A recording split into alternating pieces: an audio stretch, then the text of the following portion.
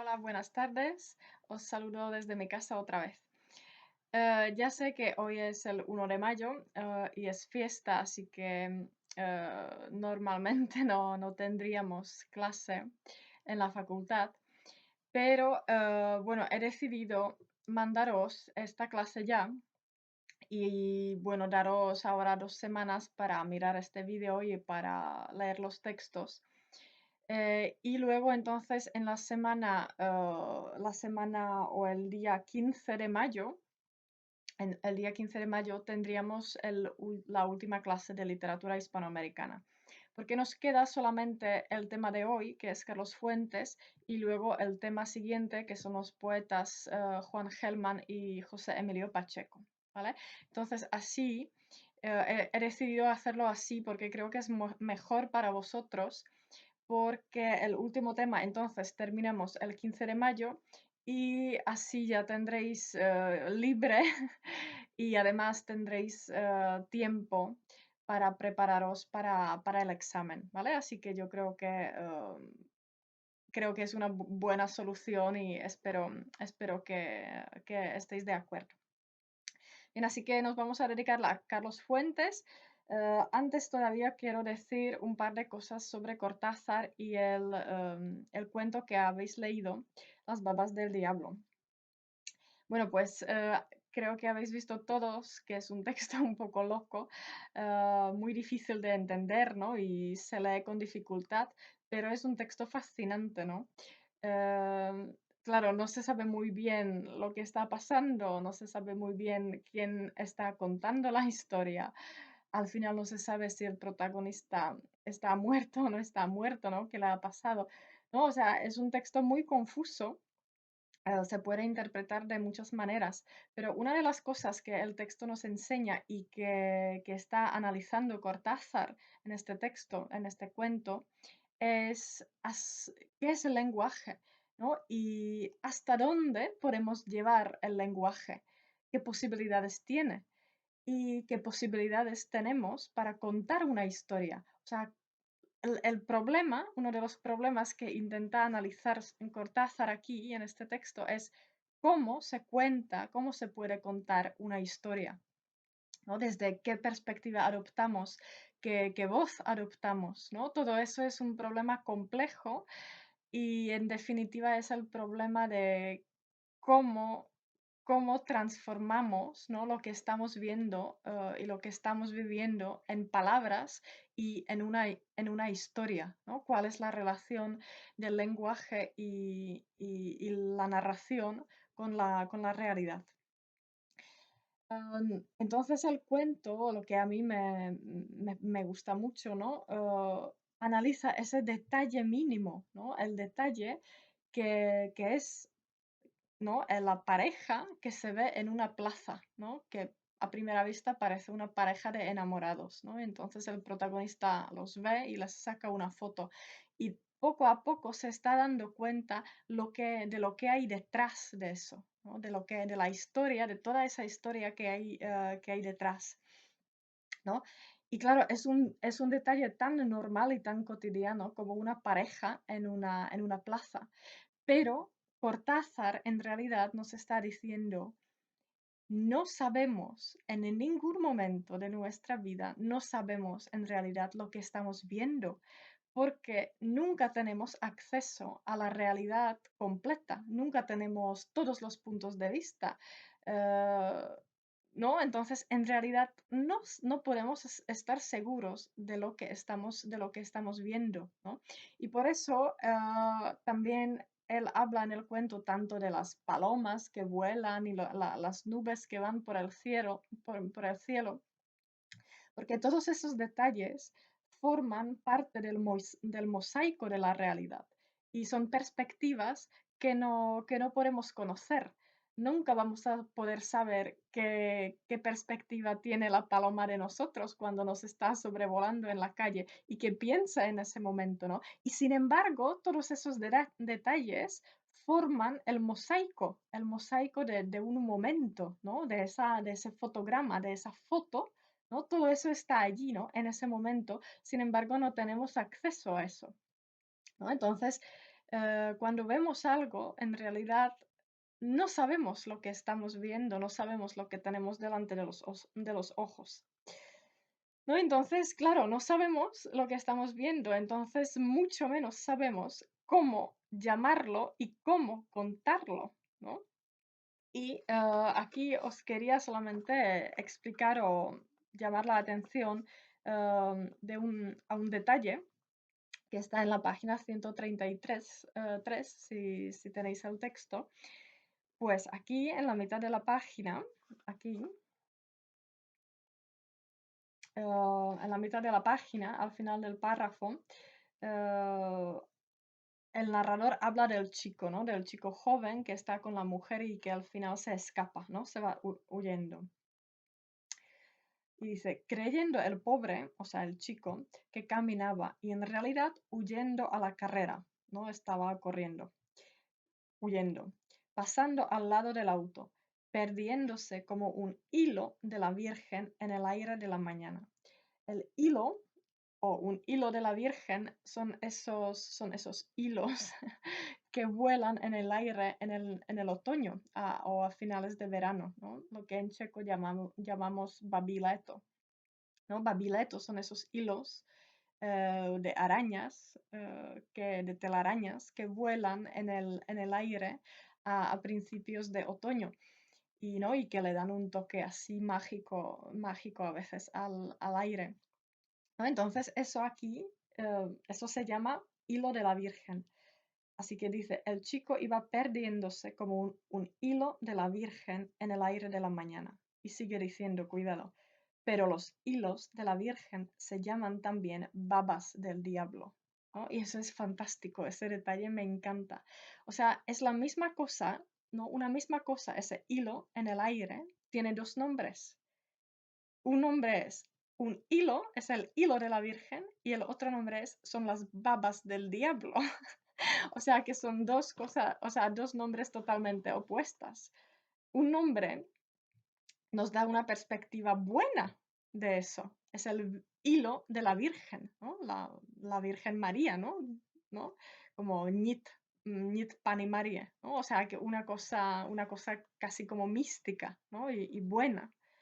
Pero el otro nombre, dice, son las babas del diablo, ¿no? O sea, en checo, sliny diabla, diablovi sliny, ¿no? O sea que son dos cosas, o sea, dos nombres totalmente opuestos que designan una misma cosa, ¿no? Y esto resume muy bien el tema del cuento, o sea, la imposibilidad de saber que tenemos delante de los ojos y cómo llamarlo. Y en realidad no sabemos si lo que estamos viendo es algo bueno o es algo malo y no sabemos cómo llamarlo, ¿no? Porque las palabras tienen sus limitaciones, ¿no? ¿No? Entonces solamente quería eh, analizar, ¿no? Decir este detalle que me gusta mucho y que creo que resume muy bien el tema del cuento y también quizá os explica un poco el título, ¿no? del cuento. Bien, pues nada más y vamos con Carlos Fuentes. Pues entonces volvemos desde Argentina otra vez a México. Carlos Fuentes es un autor mexicano, murió en el año 2012, o sea que hace no tanto tiempo. Em, Carlos Fuentes, igual que Cortázar o que otros autores, también tuvo una vida así muy de viajes, porque trabajó en relaciones exteriores primero, en el Ministerio de Relaciones Exteriores y luego trabajó como diplomático. Fue embajador en Francia, luego también fue profesor universitario en los Estados Unidos y bueno, viajó mucho, ¿no? Sí, o sea que tuvo una vida así muy de viaje. Le gustaba mucho el cine. Carlos Fuentes escribió varios guiones para películas y, por ejemplo, también adaptaba novelas para el cine. Eso es interesante junto con García Márquez, que se conocían y eran amigos, pues junto con García Márquez adaptaron la novela Pedro Páramo de Juan Rulfo, la adaptaron para el cine, ¿no? Para una película. Así que eso es curioso. Carlos Fuentes tiene sobre todo novelas, tiene también algunos cuentos, vais a leer uno, pero tiene sobre todo novelas. Y tiene también como si fueran dos tipos un poco de obras. Tiene obras que son más experimentales, donde hace experimentos con la forma y con la estructura, con el estilo. Y luego tiene obras que son quizá más tradicionales y también más fáciles de leer, quizá. Em, una cosa que se repite constantemente en Carlos Fuentes es el interés por la historia. Le interesa la historia y le interesa cómo la historia influye en el presente, ¿no? Cuáles son las relaciones entre el pasado y el presente en una nación, en un país, en una región, en una persona también, ¿no? Entonces es un tema recurrente que vuelve en sus obras y lo vais a ver también en el cuento que vais a leer. Entonces tiene una novela del año 58 que se llama La región más transparente, que es una novela sobre la Ciudad de México.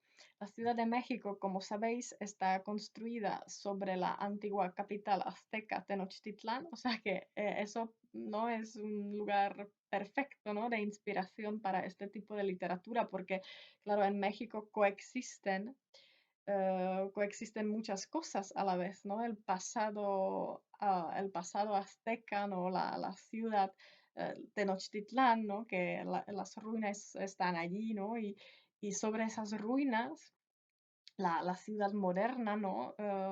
De tantos millones de habitantes, ¿no? ¿No? Entonces es un lugar específico, especial, donde coexisten muchas cosas diferentes, ¿no? Entonces esta novela justamente analiza esto, ¿no? El pasado precortesiano, o sea, el pasado antes de la conquista de Cortés, de la ciudad, y el presente de la ciudad. Es una novela también experimental que tiene cierta influencia de Faulkner y de Joyce. Hay muchos saltos temporales, hay muchos monólogos, ¿no? Que tiene una forma así experimental innovadora.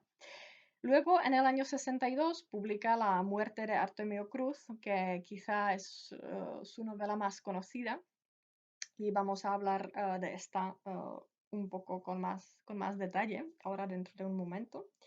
Y luego tiene otra novela que se llama Terra Nostra, del año 75, que es su novela más larga, más extensa. Y es una novela muy curiosa, es una especie de viaje a través del tiempo y el espacio. Y aquí Carlos Fuentes intenta analizar, rastrear, encontrar los momentos históricos claves en la historia para México. O sea, qué momentos de la historia forman o han formado a México, han formado a la identidad mexicana, ¿no? Así que el narrador hace una especie de viaje en el tiempo y el espacio y mira diferentes momentos históricos importantes para México. Es una novela muy interesante, ¿no? Entonces, estas tres novelas son así como más experimentales, tienen una forma más innovadora. Luego tiene otras obras que son más tradicionales, por ejemplo, la novela Diana o La cazadora solitaria del año 94, donde mezcla la historia con su biografía personal. No, y es una novela más que tiene una forma o estilo más tradicionales. Y también los relatos Agua quemada eh, y el relato, el cuento, las mañanitas que vais a leer es de esta colección. En esta colección de cuentos también el tema es México, la Ciudad de México. Eh, ¿No? Entonces también la Ciudad de México también es un tema recurrente en Carlos Fuentes. Bien, entonces La muerte de Artemio Cruz, que es la novela más conocida de él, es una especie de continuación de la novela de la Revolución Mexicana. A lo mejor os acordáis que ya lo dijimos en el primer semestre, cuando hablamos de Mariano Azuela y la novela Los de Abajo, que funda la tradición de la novela de la Revolución Mexicana, pues ya dijimos que esa tradición luego continúa y tiene una evolución muy larga y llega hasta Juan Rulfo y Pedro Páramo y luego hasta Carlos Fuentes y la muerte de Artemio Cruz, ¿no? Porque en esta novela Carlos Fuentes también, ¿no? Mira lo que pasó en la revolución, mira mira la historia de un personaje y cómo la revolución influye en él, influye en su historia personal, ¿no? La revolución y los resultados de la revolución. O sea que es una especie de continuación, ¿no? De la revolución, de la novela de la Revolución Mexicana. Em, es parecida quizá a Pedro Páramo en el sentido, en la forma quizá, porque también está hecha con secuencias, con fragmentos. Esta novela está hecha con 38 fragmentos o secuencias narrativas, ¿no? Eso ya lo vimos en Pedro Páramo, ¿no? Que tiene una forma parecida. Em, pero es curioso, ¿no? Carlos Fuentes quizá todavía va un poco más allá, hace una cosa todavía más experimental y hay tres tipos de fragmentos o de secuencias en la novela. Hay unos que están encabezados por la palabra yo y están contados en primera persona y en presente. Y esas son las secuencias que cuentan lo que le está pasando ahora mismo a Artemio Cruz. Artemio Cruz, que ya está muy viejo, ya está muy mayor y se está muriendo en un hospital, ¿no? Entonces, esas secuencias hablan de ese presente. Luego están las secuencias encabezadas por la palabra tú, y estas secuencias están escritas en futuro, ¿no? Así que aquí utiliza el futuro. Y son una especie de memorias, pero expresadas en el futuro, ¿no? Eh, a veces se dice que es el inconsciente o el subconsciente del personaje, ¿no? De Artemio Cruz. Y luego están las secuencias encabezadas por la palabra él y están narradas en el pasado, ¿no? O sea que aquí en las secuencias él, que son solamente 12, si no me equivoco, pues aquí son momentos claves de la vida de Artemio Cruz, ¿no? En el pasado. Y es curioso, el tiempo en la novela fluye hacia atrás, o sea, vamos hacia atrás en el tiempo más o menos, con saltos, pero vamos hacia atrás. Entonces hay que leer la novela entera para saber de dónde viene Artemio Cruz, quién es, ¿no? ¿Quién es en realidad? ¿Cómo fue su infancia? ¿De dónde salió ese personaje? ¿No? Entonces hay que esperar hasta la última secuencia de la novela, hasta el final, para saber cómo era de niño y de dónde vino, de dónde salió. Y os recomiendo mucho la novela, es una lectura fascinante. Y esas últimas secuencias, cuando leemos sobre Artemio Cruz Niño, son preciosas, son maravillosas y a mí me hicieron mucha impresión. Así que os la recomiendo y no voy a contároslo todo, claro. ¿No? Entonces, otra vez tenemos el tema de la Revolución Mexicana, de lo que es la revolución, cómo influye en la vida de las personas, qué es la violencia, cómo influye la violencia en la vida de las personas, ¿no? O sea que es un tema muy parecido al tema de Pedro Páramo, de Juan Rulfo, y la técnica también es parecida. Otra vez estamos ante una novela que necesita un lector activo, eh, típico, ¿no? Para las novelas del boom. Eh, el lector, si no presta demasiada atención, no va a entender la novela y se va a perder y se va a aburrir. Hay que leerlo pensando en lo que estamos leyendo e intentando entenderlo y reconstruir la historia, ¿no? Entonces, otra vez, es una novela que necesita un lector activo. El flujo del tiempo hacia atrás a lo mejor os podría recordar eh, el cuento de Alejo Carpentier, El viaje a la semilla, que tiene ese recurso un poco parecido, ¿no? Y es curioso, es un poco parecido en ese sentido. Bien, entonces os he mandado 3 fragmentos de la novela que vamos a leer un poco y vamos a comentarlos un poco, solamente para que veáis cómo está hecha la novela. Bien, entonces el primer fragmento que tenéis es uno de los fragmentos del yo. Dice: yo siento esa mano que me acaricia y quisiera desprenderme de su tacto, pero carezco de fuerzas. Qué inútil caricia, Catalina, qué inútil. ¿Qué vas a decirme? ¿Crees que has encontrado al final las palabras que nunca te atreviste a pronunciar? Hoy, qué inútil. Que no se mueva tu lengua. No le permitas el ocio de una explicación. Sé fiel a lo que siempre aparentaste. Sé fiel hasta el fin. Mira, aprende a tu hija, Teresa, nuestra hija. Qué difícil, qué inútil pronombre, nuestra. Ella no finge. Ella no tiene nada que decir. Mírala, sentada con las manos dobladas y el traje negro, esperando. Ella no finge. Antes, lejos de mi oído, te habrá dicho: ojalá todo pase pronto, porque él es capaz de estarse haciendo el enfermo con tal de mortificarnos a nosotras. Algo así te debe haber dicho, etc. ¿No? Entonces, es un fragmento del principio de la novela donde Artemio Cruz está en el hospital, se está muriendo y tiene a su lado a su mujer y a su hija. Claro, de este texto vemos claramente que no tiene buena relación ni con la una ni con la otra, ¿no? Ni con su mujer ni con su hija.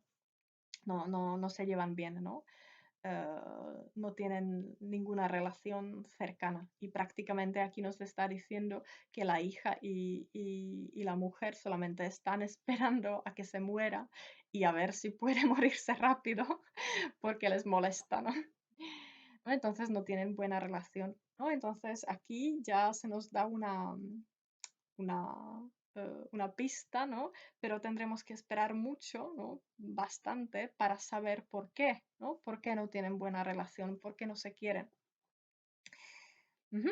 Bien, el segundo fragmento que empieza con tú. Tú te sentirás satisfecho de imponerte a ellos. Confiésalo. Te impusiste para que te admitieran como su par. Pocas veces te has sentido más feliz, porque desde que empezaste a ser lo que eres, desde que aprendiste a apreciar el tacto de las buenas telas, el gusto de los buenos licores, el olfato de las buenas lociones, todo eso que en los últimos años ha sido tu placer aislado y único, desde entonces clavaste la mirada allá arriba, en el norte, y desde entonces has vivido con la nostalgia del error geográfico que no te permitió ser en todo parte de ellos. Admiras su eficacia, sus comodidades, su higiene, su poder, su voluntad, y miras a tu alrededor y te parecen intolerables la incompetencia, la miseria, la suciedad, la abulia, la desnudez de este pobre país que nada tiene, ¿no? Etcétera. Aquí nos estamos dando cuenta de que Artemio Cruz es poderoso, ¿no? Y es rico, ¿no? Lo dice, ¿no? Las buenas telas, los buenos licores, etcétera, ¿no? Es un hombre de negocios que fue capaz de construir una especie de pequeño imperio de negocios y es muy rico, ¿no? Entonces, y aquí eso me gusta, ¿no? Que aquí menciona el norte, ¿no? Y el error geográfico, ¿no? Entonces, ¿a qué se refiere aquí? Pues se refiere a los Estados Unidos, ¿no? Hace negocios con los estadounidenses, ¿no? Y se lamenta de no poder ser nunca exactamente como ellos, ¿no? Porque ellos son los poderosos, ellos son los verdaderamente ricos ellos son eficaces, ¿no? Son realmente los hombres de negocios, ¿no? Y se lamenta de no poder ser exactamente como ellos, ¿no? Entonces, eh, tenemos otro fragmento, ¿no? Del mosaico, ¿no? Aquí sabemos ya que Artemio Cruz es muy rico, que llegó a tener éxito en su vida profesional, por lo menos. Perdón, he tenido un pequeño problema con el ordenador. Seguimos. Entonces, y luego el último fragmento que os mando es uno de los fragmentos él, o sea, contado narrado en pasado. Dice 1919, el día 20 de mayo. Y dice, él contó la historia de los últimos momentos de Gonzalo Bernal en la prisión de Perales, y ello le abrió las puertas de esta casa. Fue siempre tan puro, dijo don Gamaliel Bernal el padre. Siempre pensó que la acción contamina y nos obliga a traicionarnos, cuando no la preside el pensamiento claro. Creo que por eso se separó de la casa. Bueno, lo creo en parte, porque ese vendaval nos arrastró a todos, incluso a los que no nos movimos de nuestro sitio. No, lo que quiero explicar es que para mi hijo el deber consistió en acercarse para explicar, para ofrecer ideas coherentes, sí. Creo que para impedir que, como todas las causas, ésta no soportase la prueba de la acción, etc.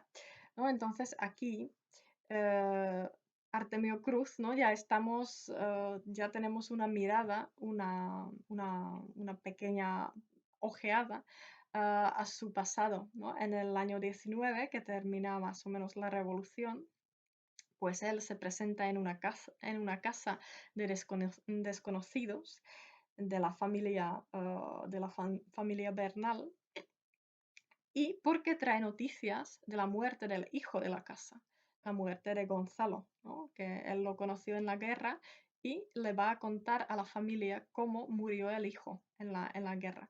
Y esta historia que trae le abre las puertas de la casa. Y eso para él en ese momento es muy importante porque Artemio Cruz no tiene a dónde ir. Lo perdió todo en la guerra, no tiene familia, no tiene a dónde volver, no tiene dinero, no tiene trabajo, no tiene oficio, no tiene nada, ¿no? Lo único que tiene es esta anécdota, esta historia que trae para la familia Bernal de cómo murió su hijo. Y eso es lo único que tiene. No conoce a la familia, pero ellos lo invitan, ¿no? Lo acogen porque él trae la noticia de la muerte del hijo, ¿no? No os voy a contar más para que, para que tengáis la sorpresa si leéis la novela. Es luego muy curioso y muy bonito lo que se cuenta después. Aquí me gusta eso lo que dice el padre, ¿no? Dice, porque ese vendaval nos arrastró a todos, incluso a los que no nos movimos de nuestro sitio. Aquí el vendaval, ¿no? O sea, el viento, un viento muy grande. ¿A qué se refiere? Pues se refiere a la revolución como una especie de huracán que viene y nos arrastra a todos. No podemos evitar formar parte de ello, porque no nos podemos escapar de algo tan grande. No, incluso si te escondes y te encierras en tu casa, pues de alguna forma la revolución te va a influir en tu vida y no te podrás esconder del todo, ¿no? Entonces, esta visión de la revolución como algo que llega y te arrastra es muy parecida a lo que decía Juan Rulfo, ¿no? Sobre la revolución y sobre la violencia, si os acordáis. Y luego, un poco más abajo, dice el padre, a veces me parece que la falta de sangre y de muerte nos desespera. Es como si solo nos sintiéramos vivos rodeados de destrucción y fusilamientos, ¿no? Eso lo dice el padre. Y esto es muy parecido a lo que decía Rulfo, si os acordáis, ¿no?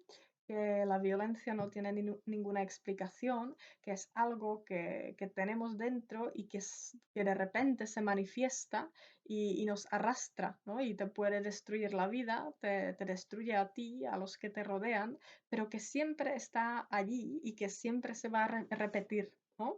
Entonces, aquí básicamente Carlos Fuentes dice lo mismo, ¿no? Es una perspectiva muy parecida de la revolución y de la violencia que tenía Juan Rulfo, ¿no? Es curioso.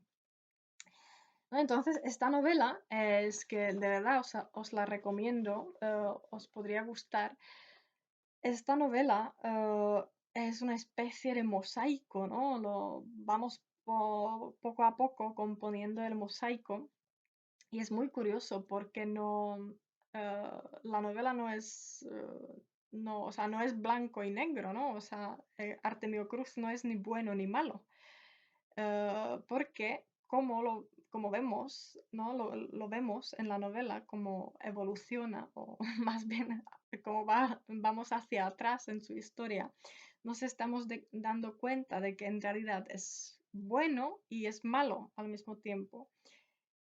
Lo vemos que es culpable de algunas cosas, pero que también es víctima, ¿no? Es víctima en muchos sentidos, ¿no? Así que vemos los dos lados del personaje. Y en ese sentido la novela es sorprendente y está muy bien hecha. Y hay que leerla hasta el final porque el final es realmente precioso y emocionante. Em, Bien, entonces os mando el cuento, Las Mañanitas, que es, ya lo he dicho, que es un cuento de la colección Agua Quemada.